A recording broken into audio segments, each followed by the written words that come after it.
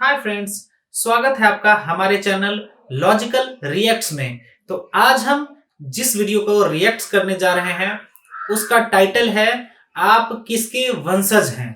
ये एक हिंदू धर्म या हमारे जो पूर्वज हैं उससे रिलेटेड एक वीडियो है कि हम किसको अपना नायक मानते हैं और किसको अपना खलनायक मानते हैं। जो बहुत ही अच्छा है, बहुत ही लॉजिकली उसमें बातें की गई है, जिस वीडियो पर पाकिस्तान के कई रिएक्टर्स ने रिएक्शन दिए हैं और सब ये जानते हुए भी कि उन्हें ये रिमाइंड कराया गया है कि हम सभी प्रभु श्री राम के वंशज हैं, अच्छे नायक के वंशज हैं, जो इस दुनिया को एक मैसेज दिया, एक अच्छा पैगाम दिया। ये होने के बावजूद भी पाकिस्तान के जितने भी रिएक्टर्स हैं सब ने पॉजिटिव रिएक्ट्स दिए हैं इस पे। किसी का अभी तक मैं नेगेटिव रिएक्ट्स नहीं देखा, क्योंकि वो वीडियो ही बहुत अच्छा है। मतलब पूरा प्रॉपरली उसमें एक्सप्लेन किया गया है कि आखिरकार हम क्यों एक अच्छे नायक को चुने, या फिर अगर हम हिंदुस्तान या पाकिस्तान के लोग हैं तो हमारे नायक कौन होने चाहिए। बाबर होने चाहिए, अकबर होने चाहिए, या प्रभु श्री राम होने चाहिए। तो चलते हैं वीडियो की तरफ, देखते हैं। और मैं बीच बीच में ही रिएक्ट करूंगा, मैं एंड में नहीं रिएक्ट करूंगा। मैं बीच बीच में ही जो वो एक्सप्लेन करेंगे उसको हम बीच बीच में ही सुनेंगे और फिर मैं अपनी तरफ से कुछ उसमें लॉजिकल रिएक्ट्स दूंगा। तो आइए चलते हैं वीडियो की तरफ। वीडियो का टाइटल है आप किसके वंशज हैं, मनोज मुंतशिर, जिसमें 1 मिलियन व्यूज आ चुके हैं। 3 महीने पहले ये वीडियो को डाला गया था। 2400 साल पहले भारतवर्ष की इसी धरती पर चाणक्य ने घोषणा की थी कि जो राष्ट्र शास्त्र पढ़ना छोड़ देता है वो समाप्त हो जाता है। क्यों कहा था ऐसा चाणक्य ने? क्यों जरूरी है कागजों में छुपे अतीत को जानना? क्योंकि अतीत को जाने बिना भविष्य निर्माण की कोई संभावना है ही नहीं। जो देश अपना इतिहास भूल जाता है उसका भूगोल अपने आप समाप्त हो जाता है। जो लोग भुला देते हैं तारीख को अपनी, उन लोगों का ज्योग्राफिया बाकी नहीं रहता। यहाँ पर इन्होंने बहुत ही अच्छी बात कही है कि जो देश अपना इतिहास भूल जाता है उसका भूगोल अपने आप बदल जाता है। इसके पीछे का लॉजिकल फैक्ट ये है कि अगर हम अपने इतिहास को नहीं जान पाए कि हमारा इतिहास कैसा था, हमने कितने संघर्ष करके आगे बढ़े हैं, या हमारे पास जो जो कमियां थी, जो समस्याएं थी, उससे हमने कौन सा ट्रिक अपना के कैसे किस तरीके से हम उससे निजात पाए हैं, उससे आगे बढ़े हैं। तो अगर हम पुरानी बातों को नहीं समझ पाएंगे तो आगे आने वाले समस्याओं से हम नहीं लड़ पाएंगे। यही कारण है कि जो इतिहास नहीं जान पाएगा उसका भूगोल अपने आप बदल जाएगा। पिछली कई सदियों से हमने अपने इतिहास की जमीनें लावारिस छोड़ रखी है। हम न उन जमीनों की ओर देखते हैं, न वहां जाते हैं, न परवाह करते हैं कि हमारे बाप दादा की जमीनों में कौन सी फसल बोई जा रही है और वो फसल कौन बो रहा है, किस नीयत से बो रहा है या फिर किस बदनीयती से बो रहा है। कहीं ऐसा तो नहीं कि हमारी उपेक्षा कुछ शैतानी ताकतों के लिए मुंह मांगी मुराद बन गई और उन्होंने गौतम और नानक के इस जमीन में कलंक के बीज बो दिए। बिल्कुल यही हुआ है। तभी तो हम इस हद तक ब्रेन वॉश्ड हो गए कि अचानक हमारी प्री प्राइमरी टेक्स्ट बुक में गा से गणेश हटा के गा से गधा लिख दिया गया और हमारे माथे पर बल तक नहीं पड़ा। हमारे घर तक आने वाली सड़कों के नाम भी किसी अकबर, हुमायूं, जहांगीर जैसे ग्लोरीफाइड डकैत के नाम पर रख दिए गए और हम रिबन काटते हुए मौका परस्त नेताओं को देखकर तालियां बजाते रहे। ये सोशल मीडिया पे आके, यूट्यूब पे आकर के बोल रहे हैं कि अकबर, बाबर, हुमायूं एक डकैत थे, एक ग्लोबल डकैत।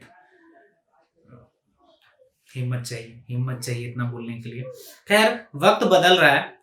मैं ये नहीं कह रहा कि ये बहुत हिम्मत वाले हैं इसलिए ऐसा बोल रहे हैं और ये दूसरे किसी को नीचा दिखाना चाहते हैं या छोटा दिखाना चाहते हैं इस वजह से ऐसा बोल रहे हैं। बल्कि मैं ये कहना चाहता हूँ कि एक सच्चाई को एक्सेप्ट करने के लिए, उसे एक्सप्लेन करने के लिए हिम्मत चाहिए।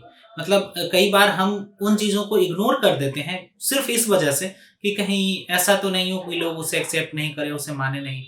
तो ऐसा इन्होंने नहीं किया। जो सच्चाई है वो एक्सप्लेन कर रहे हैं और पूरा क्लियरिफाई किया इन्होंने कि वो क्यों ऐसे थे, उन्हें क्यों मैं डकैत कह रहा हूँ, क्यों मैं लुटेरा कह रहा हूँ।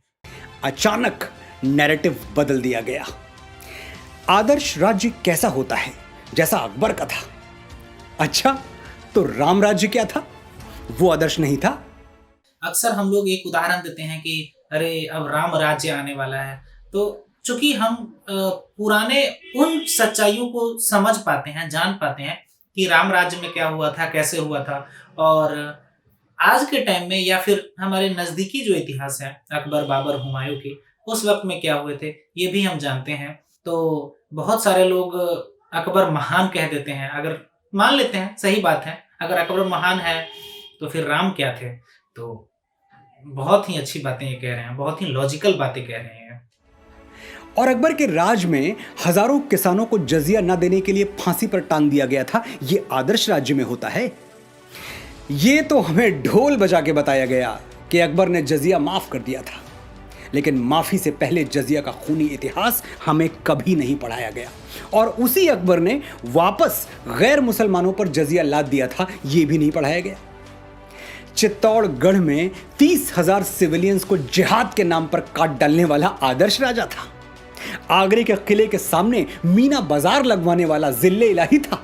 जिल्ले इलाही यानी खुदा की परछाई। ये कौन सा खुदा है जिसकी परछाई इतनी काली है? मुझे अफसोस होता है जब मेरे कुछ मुसलमान भाई मुगलों और तुर्कों की तरफ उठने वाली उंगलियों को इस्लाम की तरफ उठने वाली उंगली मान लेते हैं और उसके खिलाफ हो जाते हैं। जागिए, आप अकबर के वंशज नहीं हैं। आपके पूर्वज वही हैं जो हिंदुओं के हैं। आपका इतिहास वही है जो हिंदुओं का है। और अकबर ने तो इस्लाम को जड़ से मिटा देने के लिए कोई कोशिश बाकी नहीं रखी। पढ़िए इतिहास, समझिए दीन इलाही को। आप जान जाएंगे कि अगर अकबर का बस चलता तो इस्लाम का नामो निशान तक बाकी नहीं रहता। ये बात, ये बहुत ही यूनिक बात है। मतलब कई बार हम ना सारी चीजों को देखते हुए भी, पढ़ते हुए भी, समझते हुए भी हम उसे इग्नोर करते रहते हैं। जैसे कि दीने इलाही जो था, अकबर का धर्म जो उन्होंने खुद बनाया था, और खुद इसलिए बनाया था कि वो खुद भगवान बनना चाहते थे। उनका खुद एक पूरा फॉर्मूला था, एक सारी क्राइटेरियाज थे कि आपको ये करना है, ये करना है, ये करना है। मतलब वो कोई भी आखिरी तक कोई भी ऐसा पैंतरा नहीं छोड़ा जिससे कि वो मुसलमान धर्म को बदलकर दीने इलाही धर्म में परिवर्तित कर देते और अपने आप को भगवान साबित कर देते। हम सब ने ये पढ़ा है। हम सब, ऐसा नहीं है कि हम नहीं जानते, हमने कभी पढ़ा ही नहीं, मुझे पता ही नहीं है। हम सब ने देखा है, हमने सब ने पढ़ा है। सारे हिस्ट्री के बुक्स में सारी चीजें एक्सप्लेन की हुई हैं। बट इसके बावजूद भी हम लोग ना आंखों पे पट्टी बांध के बैठे होते हैं कि नहीं, अकबर महान थे, उन्होंने मुसलमान धर्म के लिए बहुत सारा कुछ किया। उन पर अगर किसी ने उंगली उठाया तो वो मुसलमान धर्म पर उंगली उठा रहा है। तो इन सब चीजों से थोड़ा सा बाहर निकलना पड़ेगा और हमें समझना पड़ेगा कि सच्चाई क्या है, सच्चा कौन है और झूठा कौन है। आइए आगे चलते हैं। अपने हीरोज और विलेंस जात पात से ऊपर उठकर चुनिए, जो इस महान देश की परंपरा है। रावण कौन था? एक ब्राह्मण था। भगवान ब्रह्मा की डायरेक्ट ब्लड लाइन में जन्मा था। लेकिन आपने किसी ब्राह्मण को रावण की स्तुति करते हुए देखा है? हम सिर्फ इसलिए रावण को हीरो बना दें कि वो हमारी जाति का था, इतना छोटा नहीं सोचते हम। रावण खलनायक था और हम रहती दुनिया तक दशहरे में उसका पुतला फूंकते रहेंगे। और हम ही नहीं, हर जागा हुआ समाज यही करता है। अपने नायक और खलनायक बड़ी सावधानी से चुनता है। बट यहाँ मैं थोड़ा अलग विचार रखता हूँ कि रावण एक ब्राह्मण कुल के थे। रावण राक्षस कुल का था। बस वो सभी शास्त्रों का ज्ञान था, उसे वेदों का ज्ञान था। इस वजह से उसे पंडित की उपाधि दी गई थी। पंडित, जैसे आज हम लोग अगर पीएचडी करते हैं, वो किसी भी जाति का हो, किसी भी धर्म का हो, उससे कोई फर्क नहीं पड़ता, उसके नाम के आगे डॉक्टर लग जाता है। वैसे ही उस वक्त भी अगर आपने वेदों का, शास्त्रों का ज्ञान अर्जित कर लिया तो आपको पंडित कह दिया जाता था। आज के डॉक्टर के जगह पे उस वक्त का पंडित हो जाता था। तो रावण पढ़ा लिखा था, बहुत ही ज्ञानी था, इसलिए उसे पंडित की उपाधि दी गई थी। वो ब्राह्मण कुल का नहीं था। अगर ब्राह्मण कुल का था तो उसे राक्षस खानदान में क्यों रखा जाता था? उसका पूरे खानदान को राक्षस क्यों कहा जाता था? वो तो राक्षस था ना, वो पंडित कैसे, ब्राह्मण कैसे हो सकता है? तो यहाँ मेरा थॉट ये है कि रावण एक ब्राह्मण कुल के नहीं थे वो एक राक्षस कुल के थे। वैसे ये डिबेट का मुद्दा हो सकता है, तो हम लोग अब आगे बढ़ते हैं, देखते हैं आगे क्या होता है। हिंदुस्तान में एक बहुत बड़ा तबका महमूद गजनवी को हीरो मानता है। ये लुटेरा अफगानिस्तान के एक छोटे से गांव गजनी से आया था और भारत पर इसने बेतहाशा जुल्म ढाई। सोमनाथ का पवित्र मंदिर हमारी आंखों के सामने लूट लिया और हम खड़े देखते रह गए। तो होना तो ये चाहिए था कि अफगानिस्तान गजनी को शूरवीर मानता और उसके नाम पर मॉन्यूमेंट्स बनवाता, लेकिन सच ये है कि अफगानिस्तान के इतिहास में गजनी की कोई जगह है ही नहीं। उसका जिक्र तक बड़ी मुश्किल से मिलता है। ये रियल बात है। दरअसल एक बार अटल बिहारी वाजपेयी जी गए अफगानिस्तान, तो वहां पर उन्होंने मोहम्मद गजनवी का ना, अगर हो सकता है बहुत बड़ा आदमी था, यहाँ का बहुत फेमस था, जिस हिसाब से यहाँ लोग उसको एक आइडल मानते हैं, एक अपना हीरो मानते हैं, उस हिसाब से होगा उस देश में भी उसका बहुत बड़ा मज़ार होगा या जो भी होगा।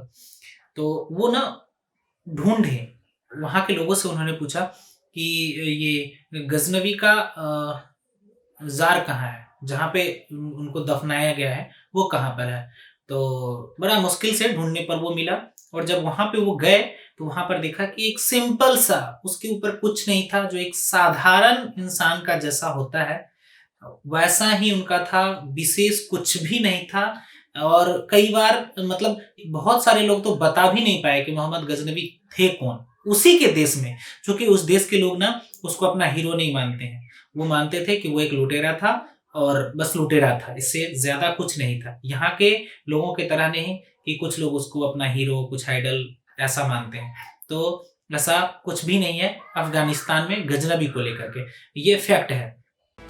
अफगानिस्तान के मुसलमानों ने हिंदुओं का मंदिर लूटने वाली अपनी इस नालायक औलाद को डिसोन कर दिया, अपनी ऐतिहासिक जायदाद से बेदखल कर दिया। और दूसरी तरफ इतिहास में जगह किसको दी? कनिष्क को, जो कि कुश डायनेस्टी में जन्मा भारतवर्ष का एक महान बौद्ध राजा था। अफगानिस्तान में कनिष्क के नाम पर होटल्स हैं, इमारतें हैं, जबकि वो मुस्लिम देश है।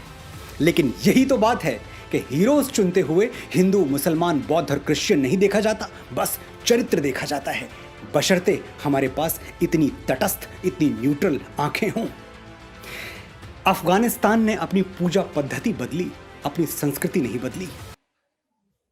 हीरो चुनते वक्त ना उसका चरित्र देखा जाता है, वो किस सोच का था, किस विचार का था, उसने ह्यूमैनिटी के लिए क्या किया, कितना संघर्ष किया इंसानों को बचाने के लिए। ये मोस्ट है, ये बहुत ही ज़्यादा नोटिस करने वाली बात है कि अपना हीरो उसे चुने जो ह्यूमैनिटी के लिए लड़ा हो, जिसने अपना पूरा जीवन इंसानियत के लिए त्याग दिया हो, बलिदान दे दिया हो, ना कि एक लुटेरा को। बहुत ही बेहतरीन बात। वो भारत के पूर्वजों को आज भी अपना पूर्वज मानते हैं और इससे सिद्ध होता है कि धर्मांतरण के साथ राष्ट्रांतरण होना जरूरी नहीं है।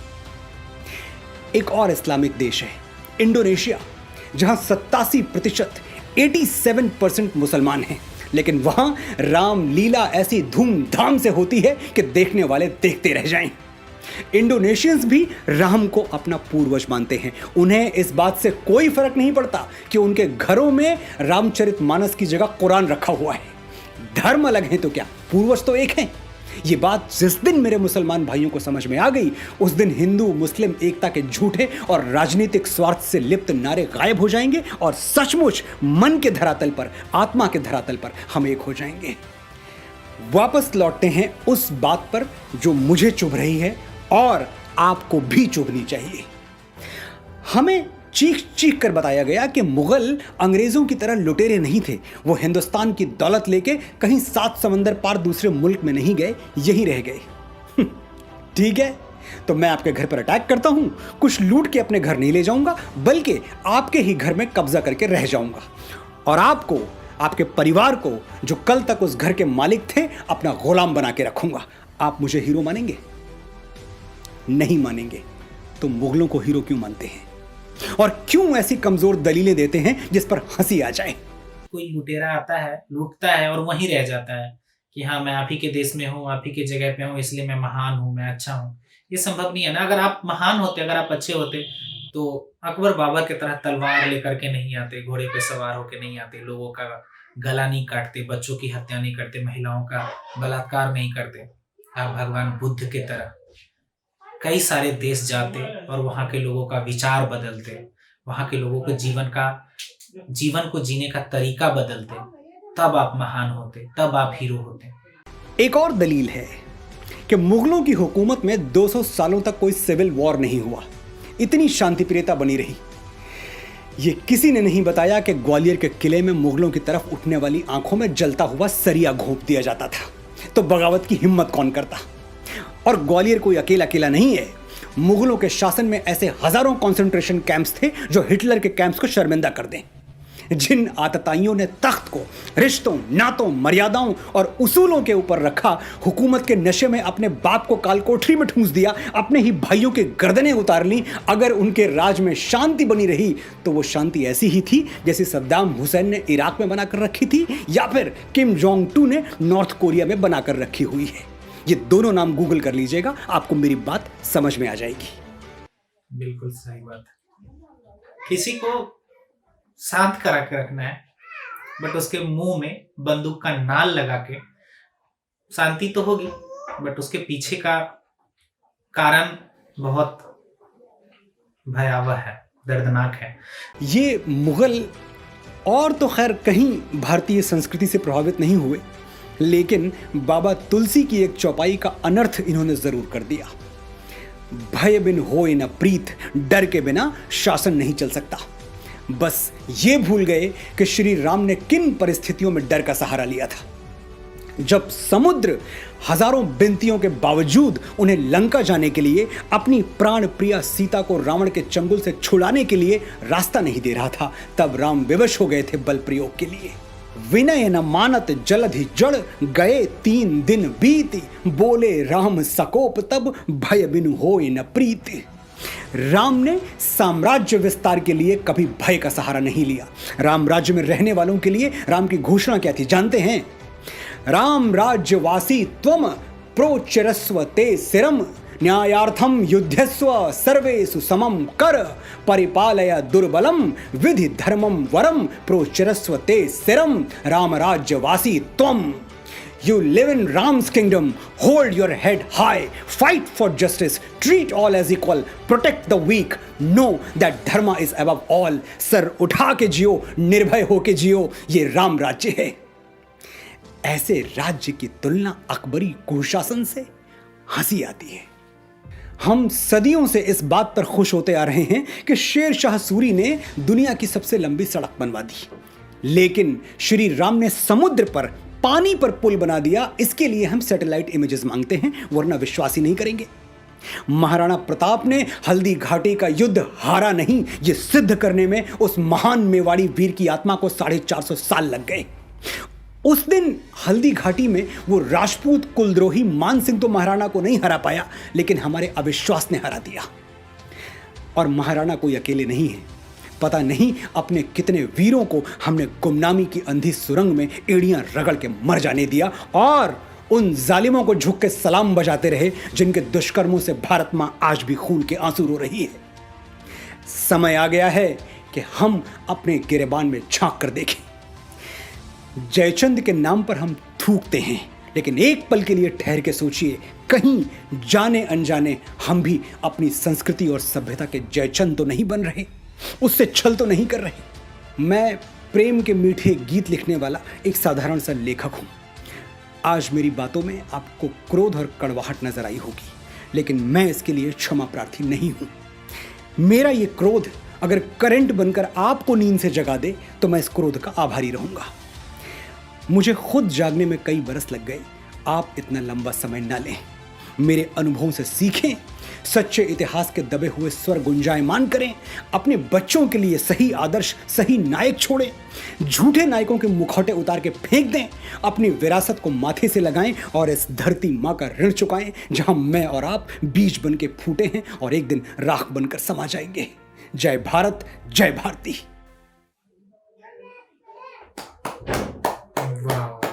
जबरदस्त, खतरनाक, बहुत ही अच्छा इन्होंने एक्सप्लेन किया है और लोगों को समझाने की कोशिश की है। मेरा भी रिक्वेस्ट यही है कि आप लोग इन बातों को समझे। पूरे वीडियो में ना दो धाराएं निकल सकती है। हम समझने के लिए ये भी समझ सकते हैं कि एक इंसान है जो किसी एक विशेष धर्म को नीचा दिखाना चाह रहे हैं, छोटा करना चाह रहे हैं, उसके नायकों को खलनायक बनाना चाह रहे हैं। ये इनका नैरो माइंड हो सकता है।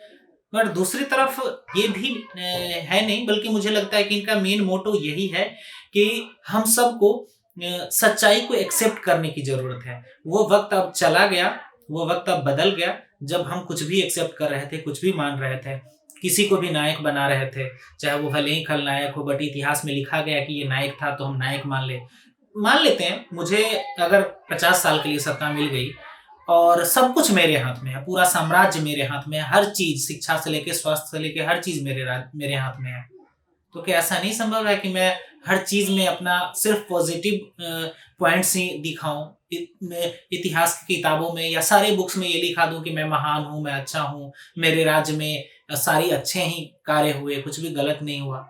ये पॉसिबल है और शायद यही हुआ उस वक्त में जब ये सब चलता आया। मनोज मुंतशिर जी का मेन मोटो यही है कि अब उन सारे जो भ्रम थे उसको मिटा दिया जाए और एक अच्छे रास्ते पे चला जाए, ताकि हम आने वाले पीढ़ियों को, अपने बच्चों को एक सही नायक चुनने का मौका दें, ताकि उसे इससे इंस्पिरेशन मिले और वो भी एक नेक और अच्छा इंसान बनने की कोशिश करे। जब आप आइडल एक अच्छे इंसान को चुनेंगे तो डेफिनेटली आप एक अच्छे इंसान ही बनेंगे। अगर आपके आइडल एक विलेन होगा तो डेफिनेटली आपके अंदर भी थोड़ा सा गुण विलेन वाला ही आएगा। तो मनोज मुंतशिर जी का ये पॉइंट ऑफ व्यू था।